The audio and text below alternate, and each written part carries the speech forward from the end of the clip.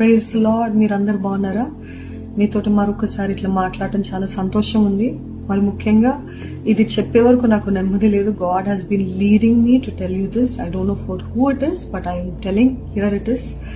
మీలో ఎవరో చాలా you're tired of waiting, exhaust అయిపోయారు. ఎందుకంటే మనము ఎన్నోసార్లు వింటూ ఉంటాము, వేచి ఉండాలి, you have to wait for the. Yes, it's true, but let's talk reality. ఎంతకాలం వేచి ఉండాలి? ఎంతకాలం ఎప్పుడవుతుంది?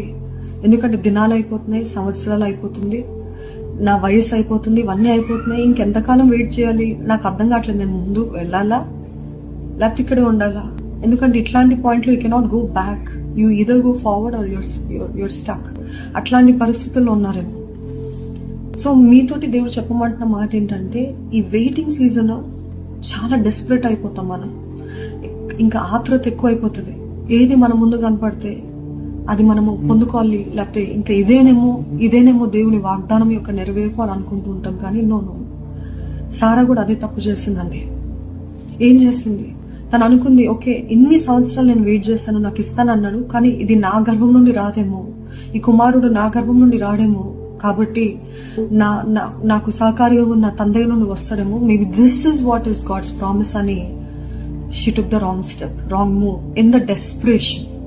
ఈరోజు మనం కూడా ఆ ఆత్రతతో తప్పుడు నిర్ణయాలు, కంగారుపాటు నిర్ణయాలు తీసుకుంటాము. So this is your warning.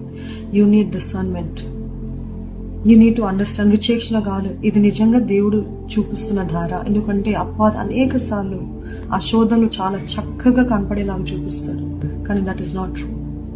అదే రీతిగా మరి వెయిటింగ్ అప్పుడు నేనేం అడుగు తీయొద్దా అనేది కూడా చాలా తప్పండి. ఎందుకంటే being passive is also wrong.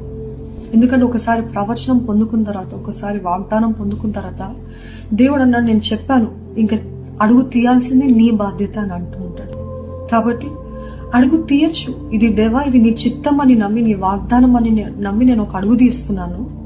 ఒకవేళ ఇది నీ తగిన టైంలో కాదంటే, లేకపోతే ఇది నీకు తగింది కాదు అని అంటే, ఈ తలుపు వెంటనే మూసే ప్రభా, అడ్డంకులు కలగజే ప్రభా. బిలామికి ఎన్నో అడ్డంకులు వచ్చినాయండి.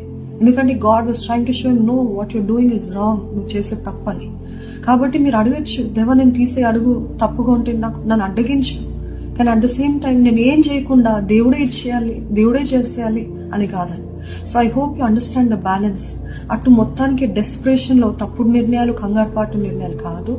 అదే రీతిగా ఏమి చేయకుండా ఉండటము, ఎన్ని సంవత్సరాలని దేవుడు ఇస్తాడులే, దేవుడు చేస్తాడులే అని మౌనంగా ఉండటం కాదు. ఎప్పుడు ఏది చేయాలో అది చేయాలి. ఒకవేళ దేవుడు మిమ్మల్ని